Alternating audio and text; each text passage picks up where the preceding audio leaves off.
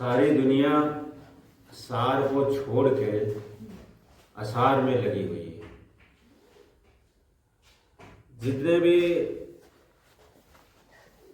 लोग हैं वो भक्ति में आते हैं, तो भक्ति में आने के लोगों को कई उद्देश्य हैं। कुछ लोग आते हैं वो मुक्ति के लिए है, जो सबसे सर्वोच्च उद्देश्य है वो भक्ति में आने का है, वो मुक्ति के लिए, इस जन्म मरण का जो रोग है उसको काटने के लिए। लेकिन तमाम दुनिया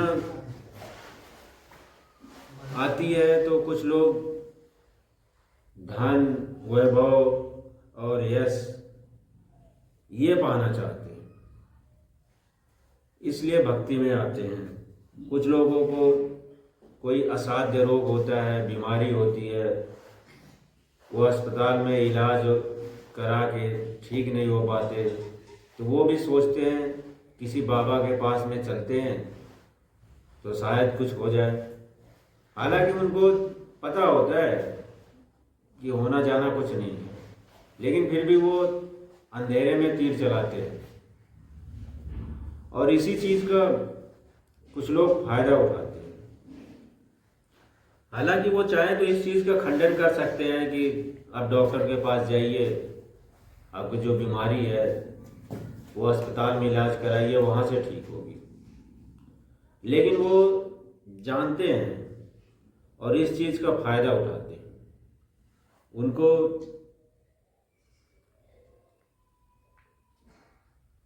सही सलाह नहीं देते हैं। और इसके बाद में कुछ लोग हैं वो आते हैं मनोकामना की पूर्ति के लिए, कि जो भी उनकी इच्छाएं हैं या जो वो चाहते हैं अपने स्वतः के प्रयास से नहीं कर पा रहे हैं,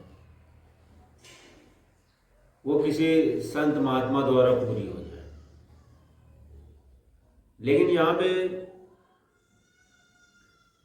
जो कर्म का विधान है, जो जैसा कर्म करता है वो उसी के हिसाब से उसको फल मिलता है। अगर कोई पढ़ेगा तभी वो एग्ज़ाम में पास होगा। अब अगर वो सोचे कि मुझे पढ़ना ना पड़े और किसी का आशीर्वाद मिल जाए मैं पास हो जाऊं, तो ये ऐसा होगा नहीं, क्योंकि इस विधाता ने पूरी सृष्टि को कर्म के आधार पे ही बांध दिया है। विधि का विधान बदल नहीं सकता। इसलिए लोग जहाँ चमत्कार की बात सुनते हैं वहाँ पे बड़ी लंबी भीड़ होती है।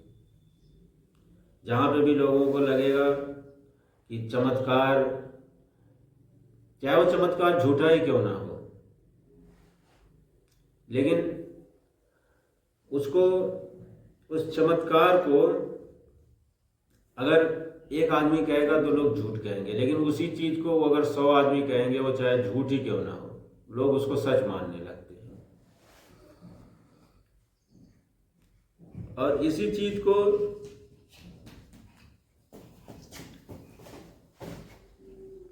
इसी चीज़ से पूरा संसार भ्रमित हुआ पड़ा हुआ है।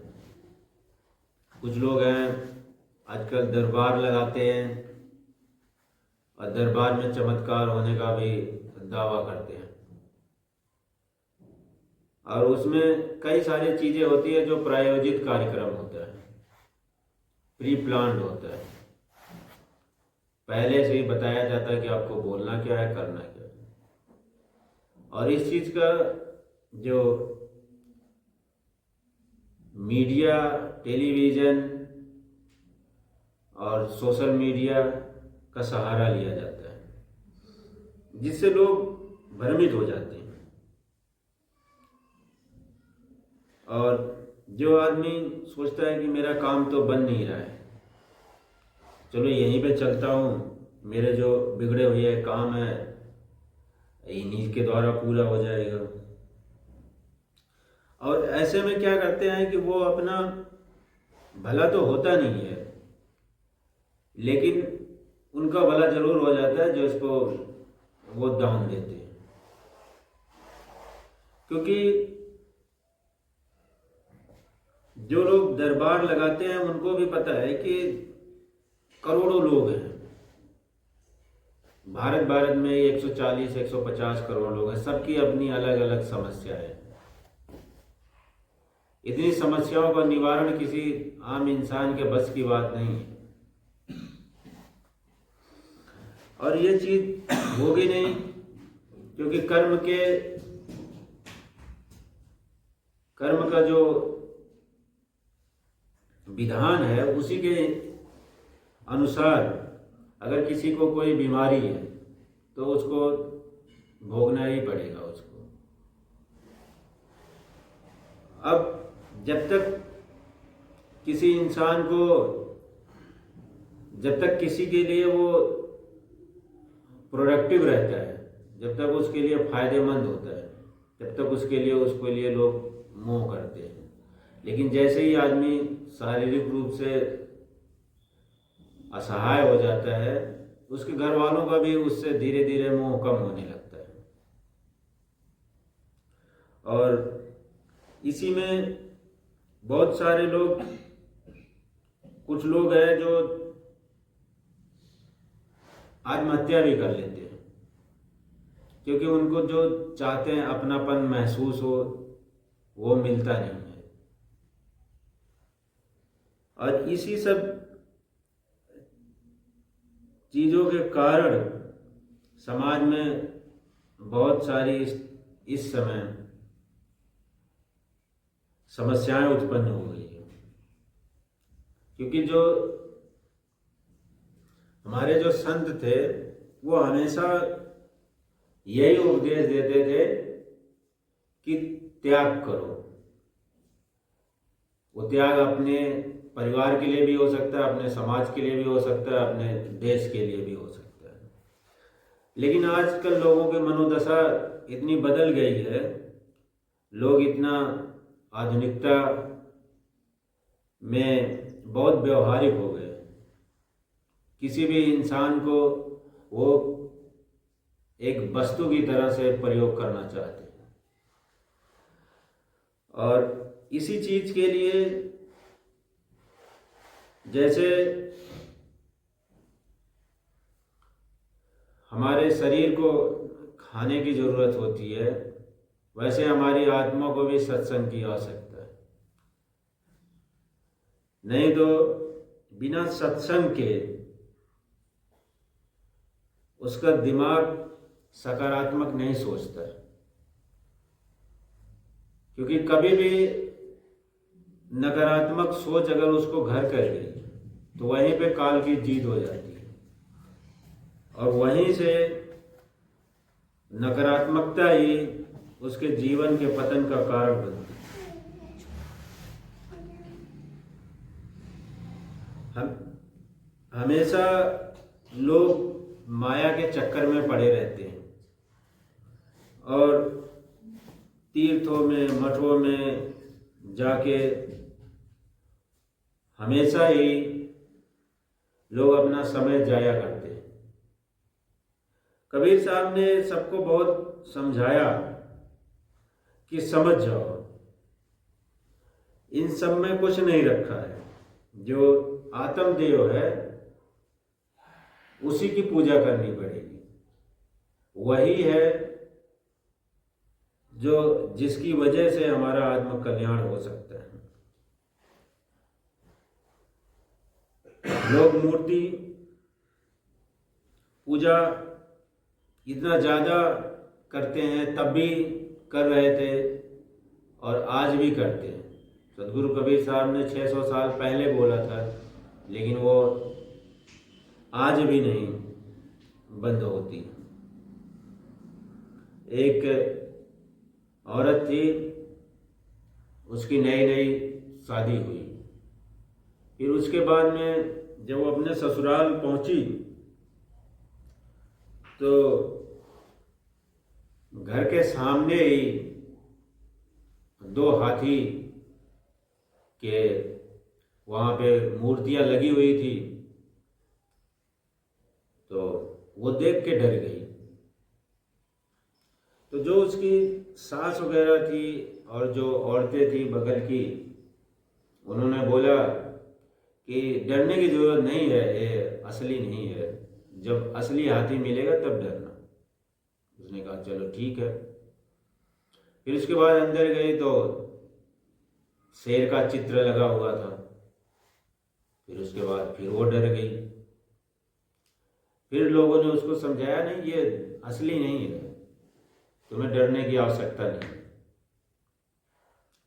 तो उसने कहा चलो फिर ठीक है। फिर उसका डर खत्म हुआ। फिर उसके बाद में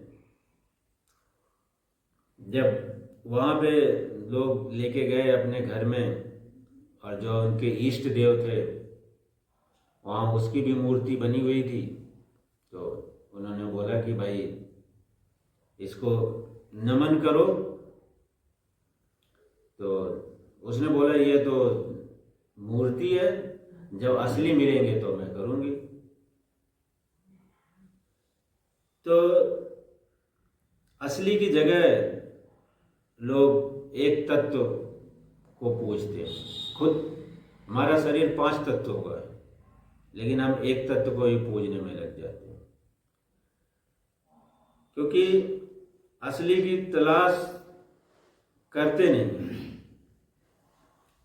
और कबीर साहब ने इसी को गुड्डे गुड्डियों का खेल बताया है कि जैसे एक बच्चा होता है, जब 4-5 साल का होता है, 6 साल का होता है, तो वो मिट्टी से कई चीजें, मूर्तियां बनाता और खेलता है।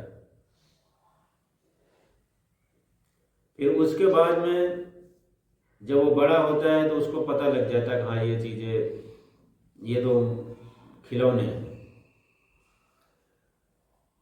लेकिन आज भी यही हो रहा है कि जिसने, परमात्मा ने इंसान को गढ़ा और इंसान उसी को गढ़ के उसी की मूर्ति बना देता है उसको। सदगुरु कबीर साहब ने बहुत समझाया कि समझ जाओ, लेकिन लोग नहीं समझे। इसीलिए उन्होंने कहा कि न समझाए समझे अजब दुनिया दीवानी है, सर वहां जाके पटकती है जहां पत्थर और पानी। 600 साल पहले उन्होंने कहा, लेकिन आज भी अगर आप देखेंगे तो कोई बहुत ज्यादा खास परिवर्तन नहीं आया। इस परिवर्तन का नहीं आने का कारण क्या है? इतने बड़े बड़े संतों ने कहा, लेकिन फिर भी कोई फर्क नहीं पड़ा, क्योंकि लोग भक्ति को सीरियसली लेते नहीं। 10-15 मिनट कर लिया, हो गई खाना पूर्ति, बस। लेकिन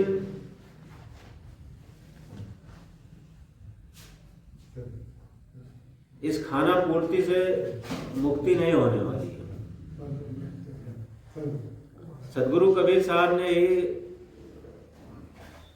हमेशा से कहा कि ये सब जितने आडंबर है, पाखंड है, इससे पीछा छुड़ा, तभी हम जाके जो अपने घट में रमने वाला राम है उसको तभी जान पाएंगे।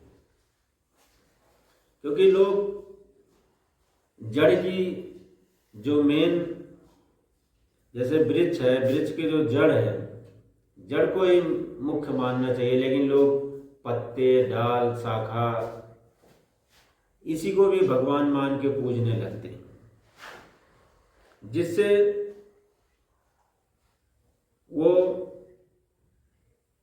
जहां जाना चाहिए वहां तो जा नहीं सकते। वो ज्यादातर लोग पीपल को भी धागा बांध देते हैं। इसीलिए कबीर साहब ने कहा कि पकड़ ले मूल, छोड़ दो शाखा। जो मूल है उसी को पकड़ना है, क्योंकि बिना मूल को पकड़े हमारा उद्धार होने वाला नहीं है। जैसे समुद्र की सीप होती है, वो वो कभी भी खारा जल ग्रहण नहीं करती, हालांकि वो समुद्र में ही रहती है। जब भी उसको प्यास लगे तो वो पी सकती है, लेकिन फिर भी वो स्वाति नक्षत्र होता है, उसी की बूंद जब पड़ती है तभी उसके अंदर में जब वो बूंद पीती है तो वो बूंद मोती बन जाता है, और वो जो सीप है वो खुद भी कीमती हो जाती है और पूरे जो सागर है उसकी भी शोभा बढ़ाती है। इसी तरह से हमें भी जो छोटे मोटे ज्ञान है इसके चक्कर में नहीं पड़ना चाहिए। कोई भी मायावी ज्ञान है, कुछ भी है, उससे हमारा कुछ कल्याण होने वाला नहीं है, क्योंकि हमें सार को ही ग्रहण करना है। जितना असार है उस सब को त्याग करना है। जैसे कि सार शब्द के अलावा कोई भी साधना और कोई भी प्रयास वो सब निरर्थक है, क्योंकि संतों ने कहा है कि चिंता तो हरिनाम की और न चितवे दास, और जो कुछ चितवे नाम बिन सोई काल की फांस। उस नाम के अलावा अगर हम जो भी हमारी एक्टिविटी है वो सब माया है, और माया से पार ही पाना है। हमें उसमें हमारा मन बार बार उसी में जाएगा, उसी की तरफ आकर्षित होगा। भक्ति में हमारा मन नहीं लगता है। जब भी हम भक्ति करने जाएंगे तो मन हमारा दूसरी तरफ भागेगा, क्योंकि मन क्या है? निरंजन है, और निरंजन कभी भी नहीं चाहता कि जीव का कल्याण हो। जीव उसकी जो उसका एरिया है उसको कोई क्रॉस कर पाए।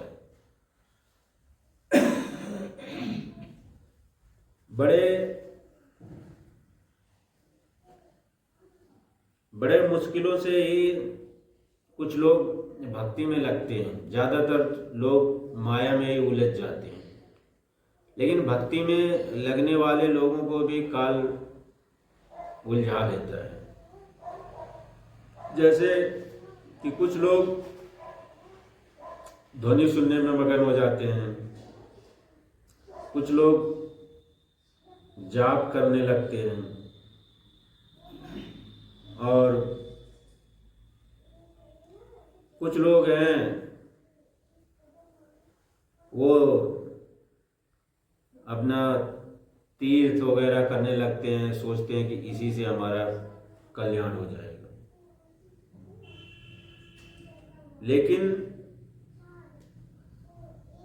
जो सार शब्द है उसको भी जितने लोग हैं उतनी बातें हैं।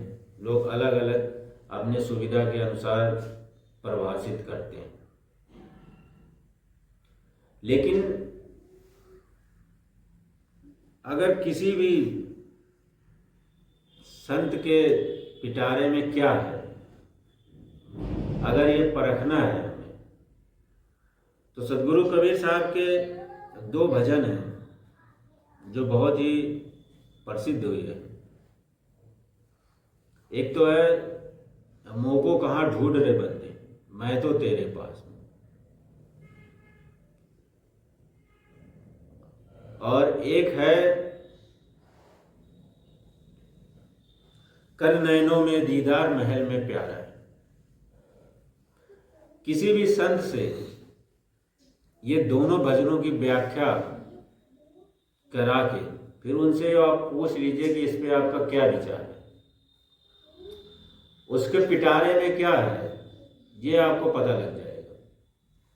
क्योंकि जो वो ज्ञान जानता होगा, इन सारे ये दोनों भजन ऐसे हैं, इन दोनों भजनों को अपने हिसाब से ही उसको वो कहीं ना कहीं एहसास करा देगा कि वो क्या जानता है और क्या सिद्ध करना चाहता है।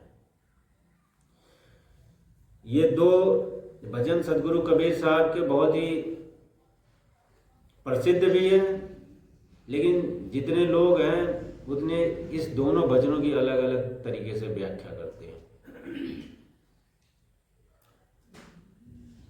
जैसे पारखी हैं,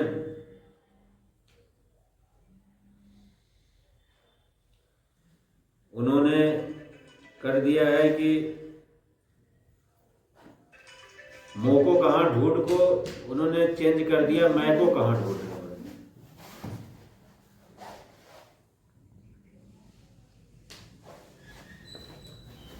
तो उन्होंने ये इस चीज को बड़ी तोड़ मरोड़ कर दिया,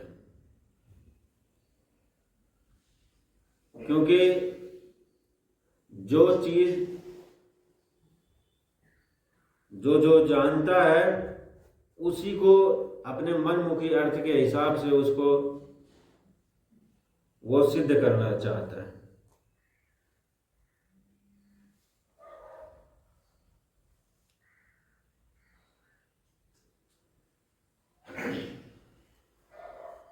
क्योंकि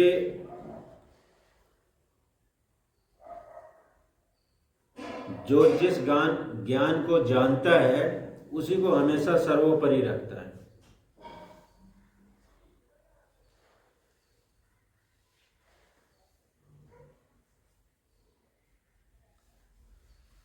क्योंकि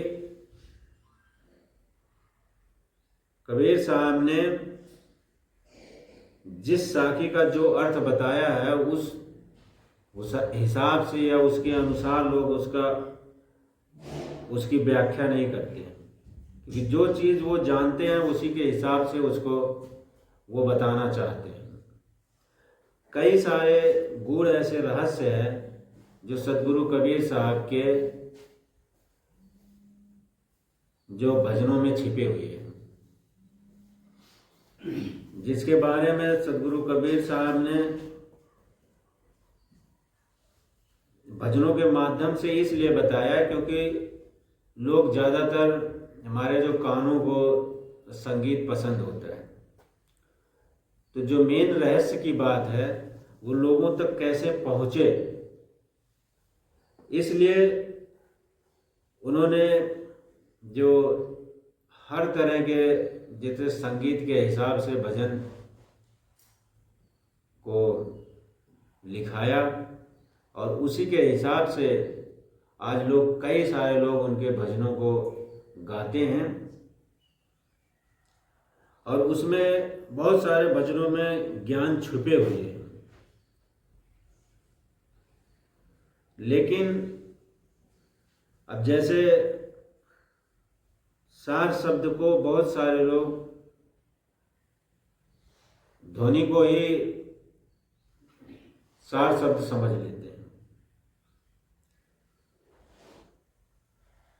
जैसे कि सदगुरु कबीर साहब ने एक साखी में कहा है कि बिना बजाए निज दिन बाजे घंटा शंख नगारी हो और बहिरा सुन सुन मस्त होत है तनखी सुधी बिसारी हो। अब इस चीज को बहुत सारे लोग इसी को सार शब्द समझ लेते हैं कि जो ध्वनि सुनते हैं उसी को सार शब्द समझ लेते हैं। लेकिन सदगुरु कबीर साहब ने और दूसरे भजनों में या साखियों के माध्यम से उसको बताया है कि ये शब्द मन सुनता है। कहते झींगा शब्द उठे कल राजी मनुआ सुन सुन होवे राजी। जो भी हमारे शरीर में ध्वनि आती है, जो भी उसको सुनते हैं वो मन सुनता है। और सदगुरु कबीर साहब का ज्ञान ऐसा है कि जहाँ मन बुद्धि और वाणी से परे, उसको ना जब मन जान सकती है ना बुद्धि जान सकती है। इसीलिए कहते हैं रैन समानु भानु में, भानु आकाशे माह, आकाश समाना शब्द में, शब्द परे कछु।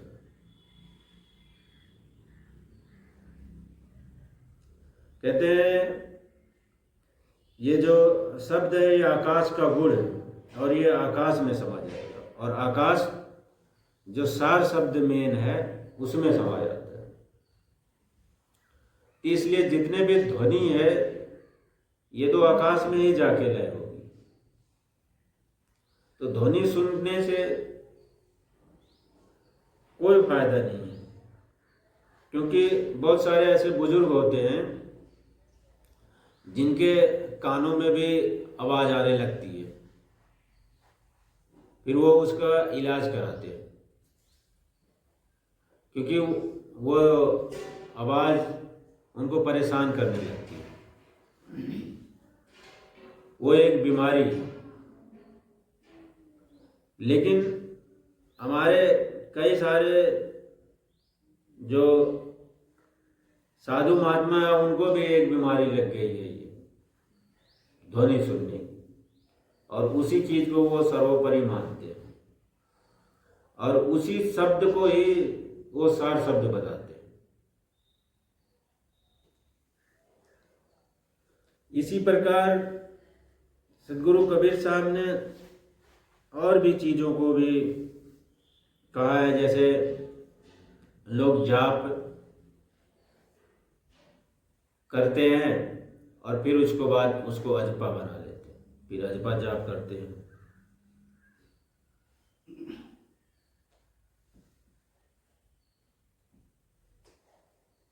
लेकिन नित्यत्व संत राम कुमार साहब बार बार इस चीज को कहते थे कि अगर आप पानी मथोगे तो उसमें से घी नहीं निकलेगा। अगर घी को निकालना है तो उसके लिए दूध को ही मथना पड़ेगा।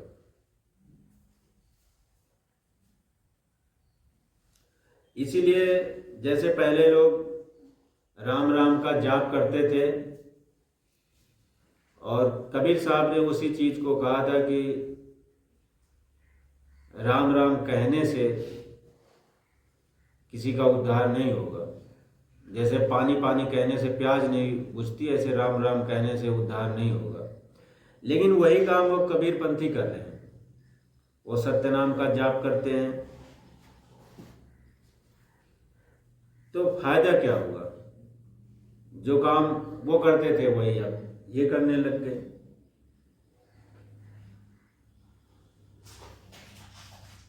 तो इसी प्रकार बहुत सारे चीजों को कबीर साहब ने समझाया, लेकिन लोग उसका अर्थ नहीं समझे और अपने हिसाब से अलग अलग अर्थ लगाने लग गए।